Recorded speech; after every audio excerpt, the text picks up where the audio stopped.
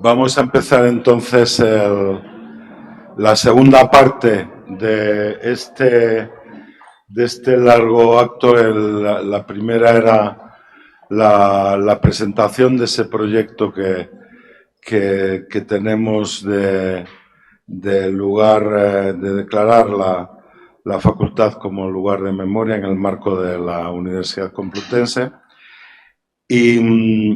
Y ahora propiamente con el homenaje a José Luis Montañés. Y lo primero que quiero señalar es que este homenaje de algún modo ha sido también el precipitante, eh, por aquello de no hablar del disparador, que siempre me parece una palabra horrible, pero el precipitante del proceso de declarar a la facultad el lugar de memoria. En este sentido, bueno, pues cuando hace unos meses, ¿no? me contactaron primero mi amigo José Manuel y luego Javier, el hermano Pilar y demás para recordar que bueno, que había un homenaje pendiente a José Luis.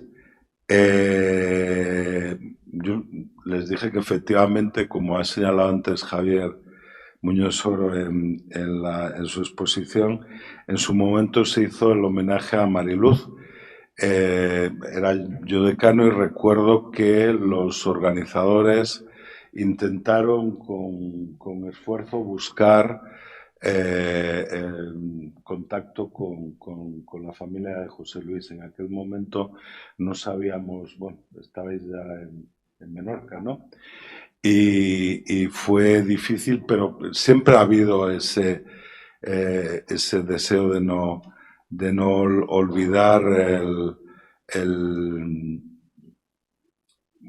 muerto que, bueno, es en la transición, y yo creo que Carmina antes también con muy buen criterio ha dicho que los 50 años, bueno, son relativos y que evidentemente en el 79 pues seguíamos teniendo muchos vicios de la dictadura y muchas instituciones estaban todavía permeadas por la misma.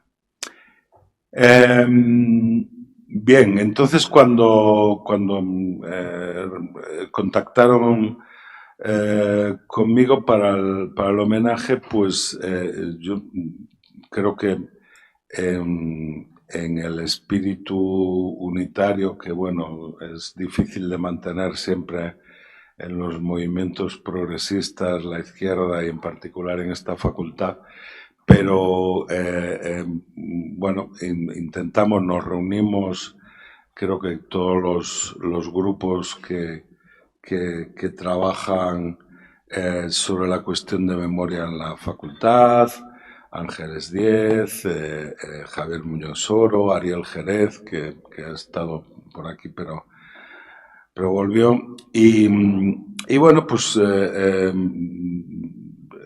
mostramos un acuerdo absoluto en impulsar el homenaje y sobre todo que no fuera un homenaje, digamos, en términos aislados, sino que sirviera para profundizar más en la labor de memoria que, que yo creo que van más allá de recordar las cosas. Siempre yo creo que hay una transformación necesaria de lo que de nuestros recuerdos, que es absolutamente natural, pero también de las fórmulas que en aquel momento pues también podrían tener diversas interpretaciones y demás. En cualquiera de los casos, estamos aquí y yo creo que lo importante es ahora escuchar las voces de los compañeros, los amigos, la familia y también de nuestros estudiantes ahora para recordar a José Luis. Vamos a comenzar va a leer la Pilar Navarro, va a leer una semblanza de José Luis Montañés que ha escrito un amigo de él, de aquellos momentos, y que yo creo que es el inicio más adecuado para este acto. Pilar. Gracias. Semblanza de José Luis Montañés, vista por su amigo Manuel. Tuve la fortuna de conocer a José Luis, que tenían organizado él y 4 amigos más para hacer un recorrido en coche, un SEAT 1500, por el norte de Italia, Venecia y Alpes italianos, suizos, austriacos y luego hasta París, hasta Madrid. Una de las personas que estaba apuntada al viaje falló y yo ocupé en el último momento su plaza, un viaje inolvidable. Desde ese viaje nos hicimos muy amigos, éramos 3 casi inseparables. Fernán, quien me propuso ocupar esa vacante, José Luis y yo. No soy una persona que pueda identificar mis vivencias en los años en los que ocurrieron, ni esta ni ninguna. Tengo recuerdos, pero no los puedo colocar en los años en los que los viví. No lo he hecho nunca, pero las experiencias sí las guardo en mi memoria. Conservo el recuerdo de la cara exacta de José Luis, aunque no teniendo fotos de él. Su barba despoblada, sus ojos de soñador despierto y su increíble forma de gestualizar con su cuerpo en todo momento y como la acompañaba a su expresión verbal. No he conocido a nadie más expresivo con sus brazos, sus manos y sus expresiones faciales, en especial con sus ojos. José Luis era un hombre muy cariñoso y afectivo con todo el mundo y especialmente con sus amigos y familia. De esos que a veces se dice que tienen una parte femenina muy equilibrada con su parte masculina. Era un hombre seductor con las mujeres, pero de una forma natural, y tenía alma de poeta. Escribía y dibujaba con una gran sensibilidad en un cuaderno que siempre llevaba consigo. Le gustaba estudiar la carrera de sociología y creo que sacaba buenas calificaciones, pero su alma era de artista, bohemio, literario, poeta, místico sin ser religioso. Era un hombre de izquierdas, no militante y trabajador al mismo tiempo que se sacaba su carrera. Creo recordar que tuvimos una mobilet, como a medias, que podíamos utilizar indistintamente y a veces para traer y llevar amigos por Madrid. En aquellos tiempos éramos bastante noctámbulos, especialmente en los veranos que compartimos. Los 3 solos terminábamos a menudo los encuentros con amigos durante la tarde-noche en una placita de Madrid. A la 1, a las 2 de la noche, bajo la luz de la luna, charlando y riendo mientras fumábamos algún canuto. José Luis era un hombre especial. Se emborrachaba de vida y nos la contagiaba a su entorno. Creo que me tragué el impacto de su muerte, me tragué la rabia, la impotencia, la injusticia, o digamos que las procesé como pude en mi inexperiencia emocional de aquellos tiempos. Solo bastantes años después, en el contexto de un trabajo terapéutico con una técnica de respiración para el desbloqueo emocional, tuve una catarsis en la que reviví el recuerdo de su muerte. Posiblemente estuve 2 horas llorando y gritando, conectando con todo lo que había quedado en mi interior. Ahora me queda el recuerdo dulce, emocionado, agradecido por haber compartido con él y otros amigos un tiempo de alegría, expansión, descubrimiento y diría que libertad personal que vivimos en aquellos tiempos cuyas fechas no recuerdo. Me queda el alma de José Luis, hermanada con la mía y la de unos cuantos amigos más que llevo en mi corazón y en mi retina. Me quedan su forma de bailar hablando, su alma de poeta, la forma en que se embriagaba de vida, sus expresiones de pillo, cómplice, seductor, risueño, amigo. Manuel Rodríguez Alejandro.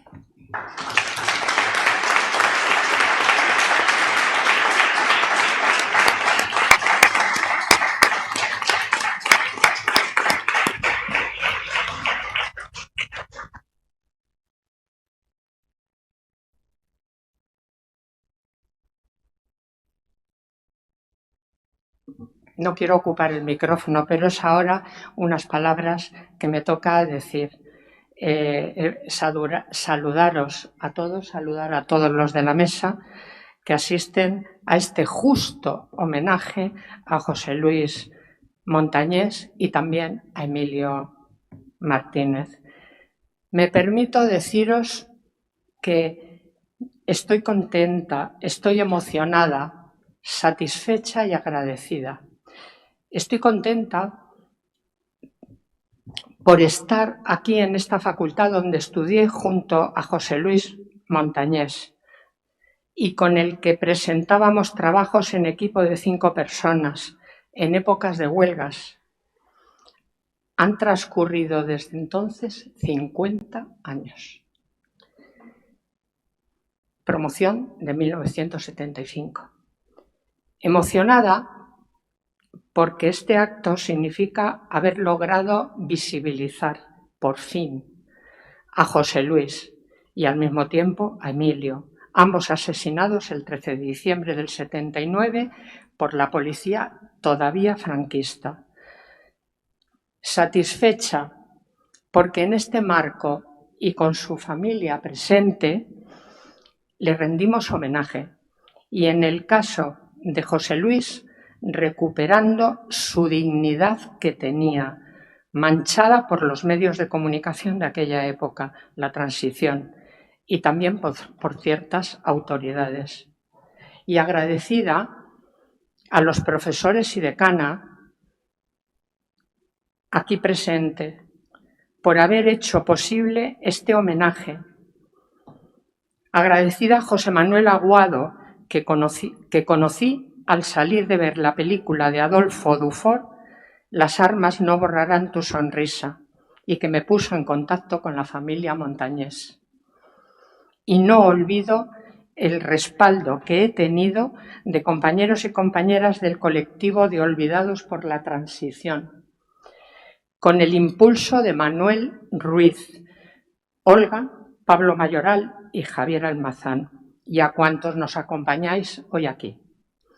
Ellos dos, José Luis y Emilio, perdieron su vida y nosotros perdimos a estos jóvenes con alta sensibilidad social y política, que son aquellos que necesitamos hoy para cambiar esta sociedad. Siempre les recordaremos. Gracias a todos y hasta siempre.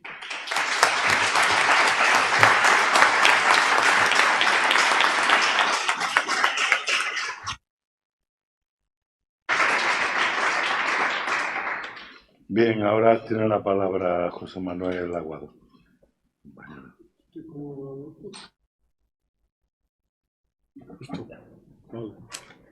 Bueno, yo voy a leer un escrito que he hecho. Yo coincidí con José Luis aquí en la facultad, pero no muy cercanamente, solamente al final que le vi nos tomamos una caña yendo para el barrio, porque los dos éramos del mismo barrio y habíamos estudiado en el mismo colegio. Bueno, este es el escrito.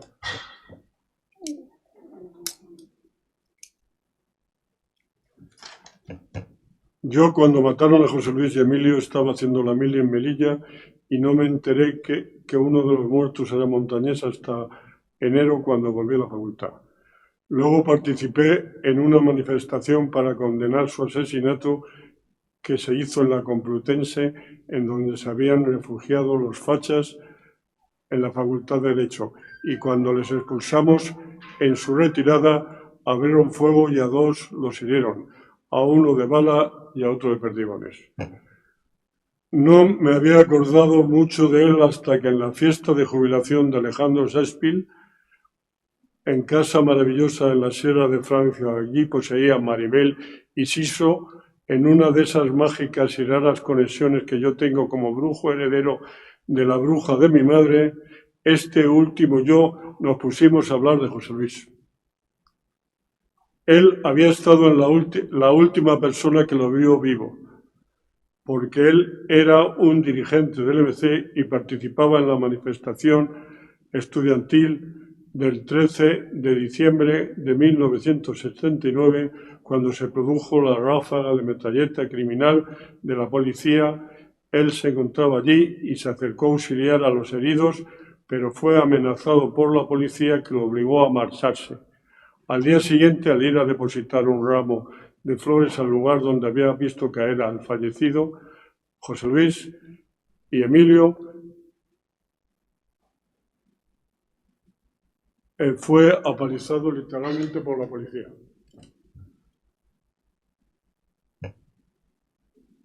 Meses después, Siso enfermó y murió de un tumor cerebral. Luego yo escribí un libro que se llama Libro de Familia, principalmente como un homenaje a mis padres. 4 de los cuentos van sobre ellos, pero cuando escribí sobre mí, el primero de ellos, La muerte de un canalla, iba a estar dedicado a mi entrada en la joven Guardia Roja y a la muerte de Franco, pero terminó contando la detención y fusilamiento de Humberto Baena, uno de los últimos ajusticiados por el dictador, y el segundo, que iba a ser un homenaje a todos los que luchamos por traer a este país la libertad, los que fueron asesinados y los que no. De los muertos, el más cercano a mí era José Luis, y por eso es el protagonista del cuento. El relato es la crónica de su asesinato en la Ronda de Valencia junto a Emilio Martínez, pero está hecho como homenaje no solo a él, sino a todos los muertos que hubo y a todos nosotros que nos jugamos la vida para traer a este país la libertad. Desde el punto de vista particular, es un homenaje a la banda de los 4, que eran Eloy, que es un arquitecto y urbanista, Luis, que está por ahí, Naves y el Pelos, que es Heriberto, Cairo, que es vuestro profesor y el que preside este acto. Y ha sido pieza fundamental para que este homenaje a José Luis y a Emilio se realice. Javier me dijo que algunos datos que aparecen en mi libro, el libro de familia, no son ciertos. Claro que no es un relato completamente histórico. Hay algunas cosas inventadas, como mi paseo con Maribel desde Atocha a la Ronda de Valencia. Maribel es era la mujer de Siso. Desde Atocha a la Ronda de Valencia, que es donde asesinaron a José Luis y a Emilio.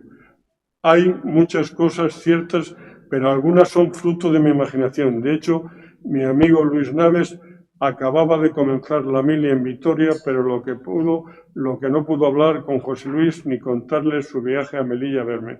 José Luis Montenós iba a mi colegio, el obispo Perelló iba a mi curso, pero a otra clase. Jugamos a vóley en el mismo equipo, pero no recuerdo haber tenido entonces ninguna conversación.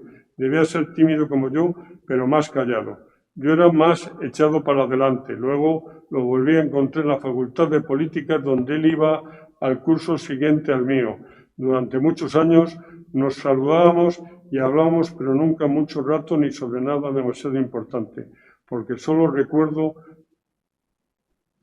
porque no recuerdo ninguna conversación sino la última, la que cuenta en el relato de su muerte. Yo conocí al Cot y a Pilar en una proyección que se hizo de Las armas no borrarán tu sonrisa en los cines Verdi con mi prima Rosa. Allí conocí a Pilar, presentada por ella porque Pepe, su marido, había militado como nosotros en el PT y habían coincidido en algún viaje de reencuentro de los viejos camaradas. Me dijeron que eran incapaces de localizar a los hermanos de Montañés y yo le dije que yo podía intentarlo porque Rafa, el cuñado de mi hermano, era íntimo amigo de él. Así que tras una serie de peripecias que os ahorro, conseguí su teléfono y se lo di a Pilar y como los cuentos, al final ha sido feliz y va a continuar hoy con la colocación de una placa en homenaje de José Luis. Lo que acaba con la injusticia de que la otra asesinada de la facultad, Mariluz Nájera, hubiera recibido numerosas muestras de homenaje y de recuerdo y entre ellas la propia película donde se cuenta su muerte con detalle en la semana trágica de la transición junto a Arturo Ruiz, cuyo hermano ya fallecido jugó un importante papel en la realización de la película, y los abogados de Atocha y a él ninguno. A esto se suma el homenaje que se está prestando en la Facultad de Ciencias de la Información, donde se ha encontrado una pancarta de cuando lo mataron a él y a Emilio Martínez. Yo creo que el mayor homenaje a José Luis y Emilio es seguir luchando como ahora para parar la masacre de Gaza. José Luis y Emilio hubieran estado el domingo luchando por impedir el final de la Vuelta Ciclista. Habrá un día en que todos veremos una tierra que ponga libertad.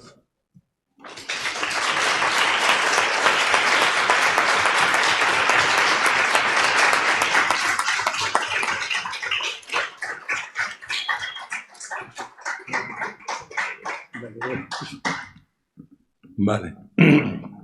Y ahora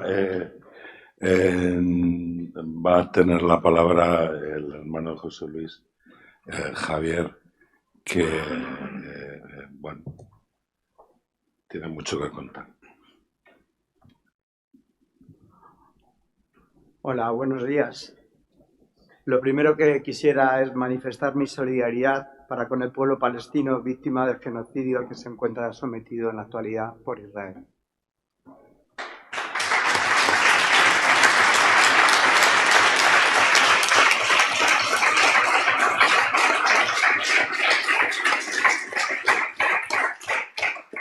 Agradecer de corazón que hayáis hecho posible este homenaje en memoria de los asesinados Emilio Martínez y José Luis Montañés. Para que no me traicionen los nervios, quiero leeros un texto que he escrito para este momento. Como representante de la familia de José Luis, quiero resaltar la importancia de que aún existan personas como vosotros, con la voluntad de mantener viva la memoria colectiva de nuestra historia, una historia premeditadamente olvidada, escondida, llena de atrocidades y de crímenes. Es fundamental que la universidad se haya convertido en un lugar para dicha memoria y que hoy lo estemos utilizando para ello. Valioso es que existan personas como las que integran el colectivo Olvidados de la Transición, COT, que heroicamente siguen manteniendo vivo el recuerdo de todas las víctimas, clamando justicia y sacando del olvido a tantos que murieron por la barbarie de la represión franquista y posfranquista, en los tiempos de la mal llamada modélica transición. Gracias a Pilar, a Olga, a Cristina, a Amanda, a Manuel, a Javi, a Pablo, a Heriberto, a José Manuel, a Adolfo, a Mauricio y a otras tantas personas que luchan para que la memoria permanezca viva. José Luis era estudiante y trabajador. Tenía 22 años. Cursaba Sociología en la Universidad Complutense de Madrid en su quinto curso. En 1979, en nuestras calles, se libraba la lucha por conquistar las libertades. Fue un momento especialmente cruel y sangriento, por la presión del Estado, que derramaba la vida de los jóvenes con total impunidad. Mi hermano estaba profundamente comprometido en esta lucha. Aquella tarde de diciembre participó en una manifestación legal de estudiantes contra la LAU, la Ley de Autonomía Universitaria. Por la tarde, bajando por la Ronda de Valencia, se unieron a una manifestación sindical, también legal, que transcurría por la glorieta de Embajadores. En ese momento, varios jeeps de la policía antidisturbios iniciaron la retirada, todos menos uno. Ese jeep del horror se quedó con la clara intención de matar. De él salieron varios policías que comenzaron a disparar contra la gente, apoyándose en la propia estructura del vehículo. Testigos presenciales me lo declararon así. Los disparos, según la versión oficial, fueron al aire. Decían que disparaban para defenderse de piedras. Piedras que, según el sumario, eran grandes piedras de río de hasta 5 kilos de peso. Piedras imposibles de lanzar a 50 metros, salvo con catapultas. Esos disparos al aire mataron a 2 personas e hirieron a 3 más, incluida una turista británica que pasaba por allí. José Luis cayó alcanzado en el cuello a 58 metros de distancia de la posición del jeep. Emilio fue alcanzado a 100 metros en el tórax. Ambos murieron por balas que jamás debieron haberse disparado. José Luis se desplomó agarrándose a la gabardina de una persona que estaba a su lado. Murió desangrado allí mismo. Emilio fue trasladado al hospital, pero falleció en la mesa de operaciones. Las balas fueron buscadas por la policía en los hospitales de Madrid, incluso hasta en los orificios del autobús que quedó cruzado en la glorieta de Embajadores. Pero la que mató a Emilio fue custodiada por el médico que intentó salvar su vida, finalmente entregada al juez instructor Clemente Auger. Nunca nos avisó nadie de la muerte de José Luis. Nos enteramos gracias a un familiar que escuchó la noticia por la radio.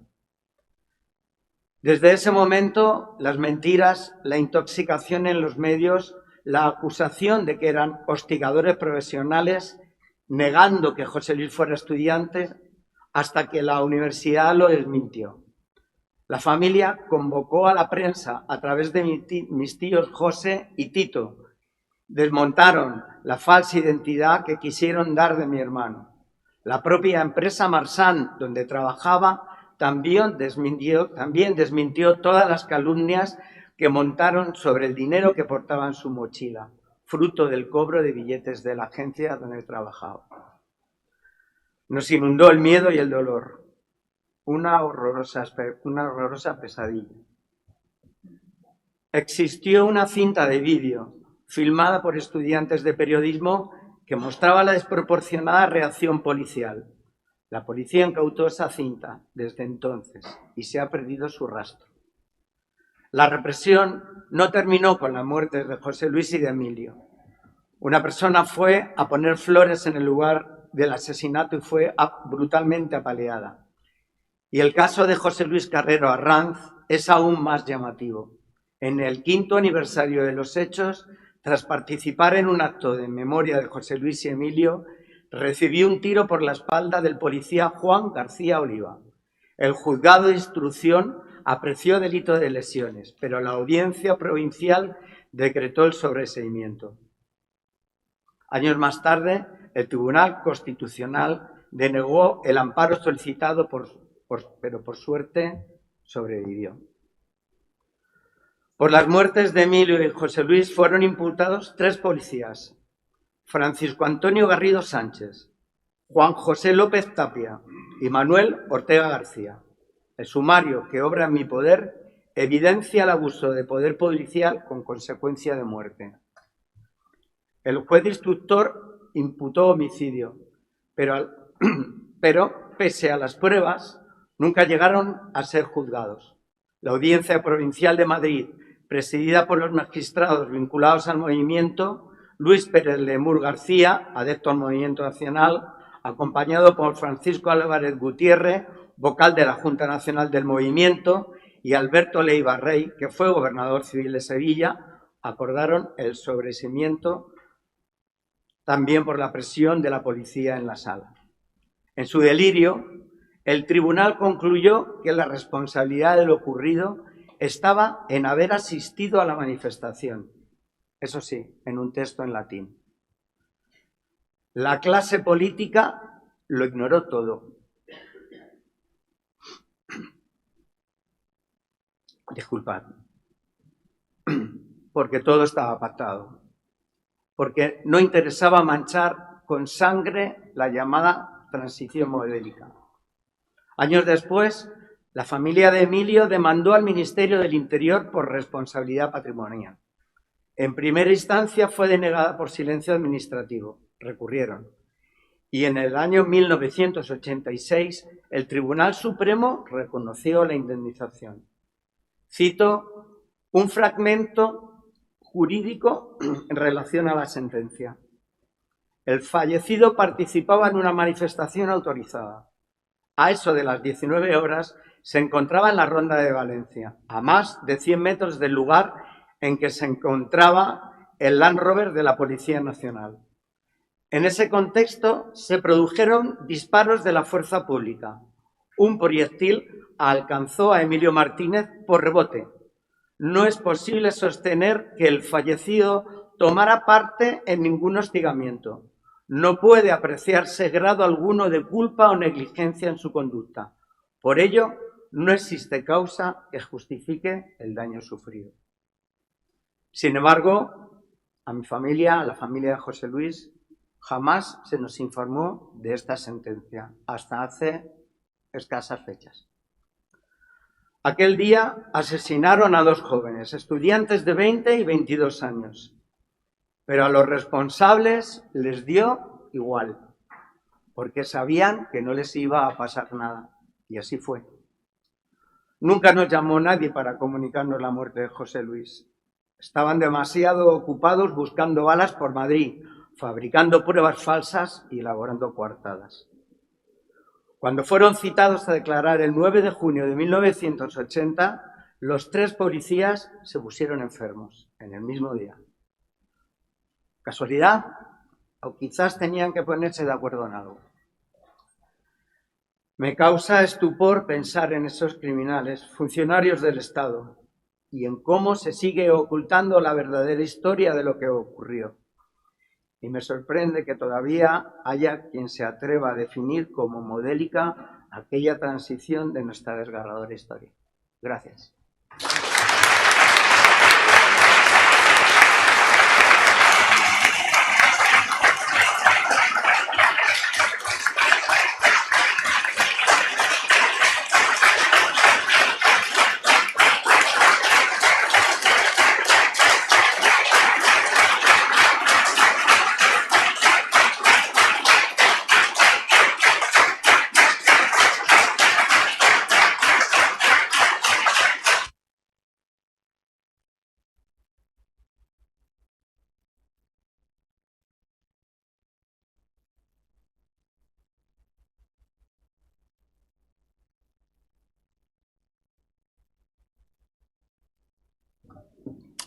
Bueno, y para terminar las palabras, porque luego, como había indicado antes Javier, bajaremos abajo a la planta baja, veremos el mural donde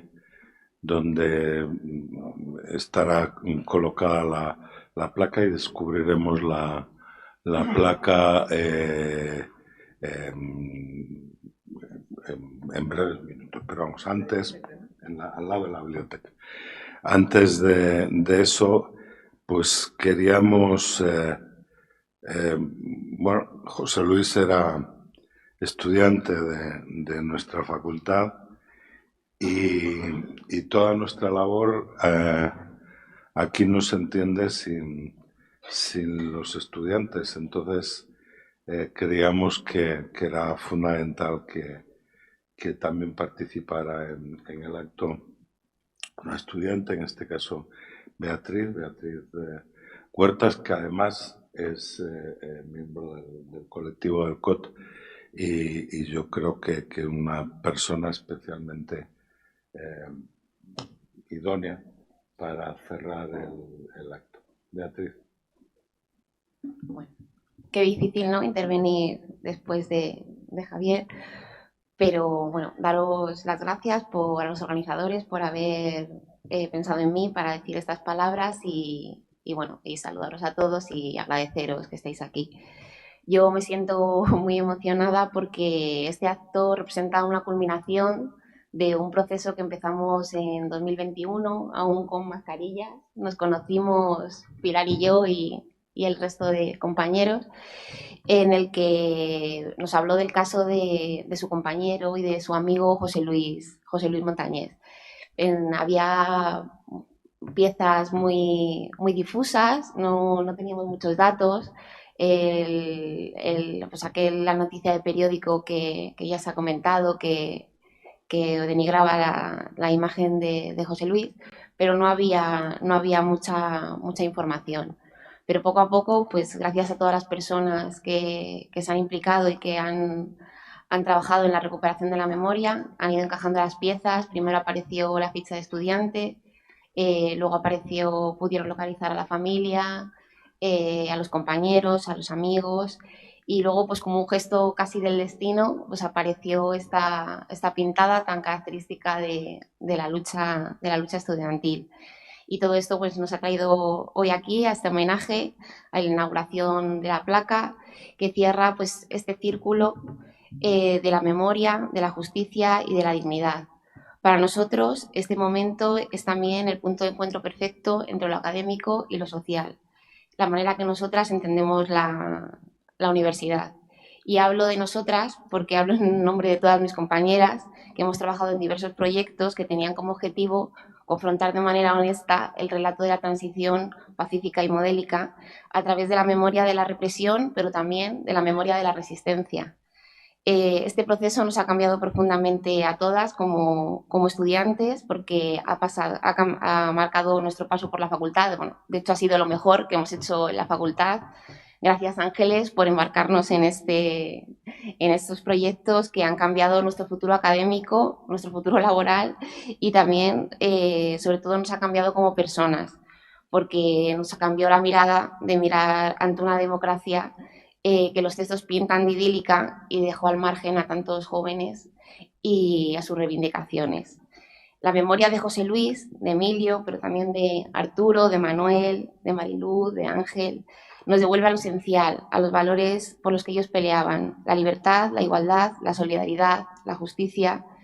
Nos recuerda que la militancia estudiantil debe estar siempre al lado de las causas sociales.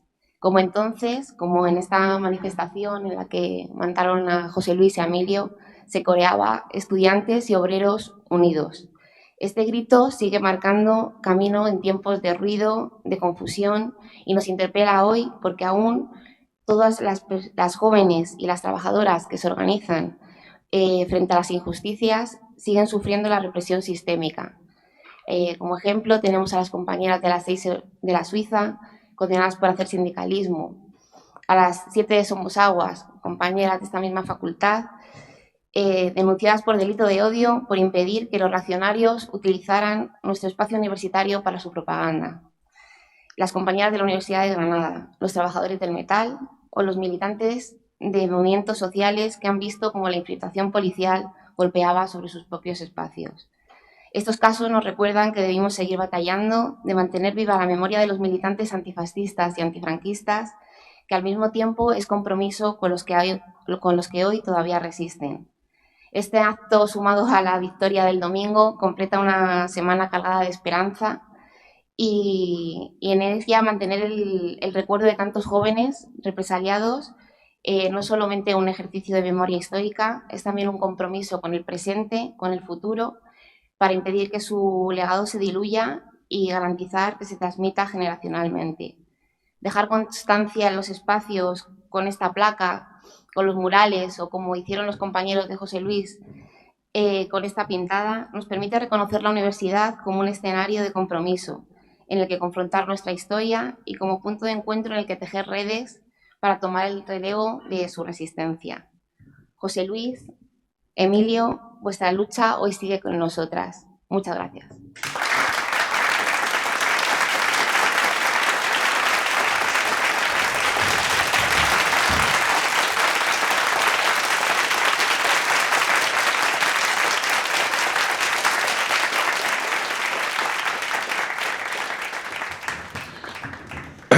Bueno, ahora sí. Terminamos, bajamos a la primera planta. Se puede bajar por los ascensores o por la escalera, tanto por la de la izquierda como por la central.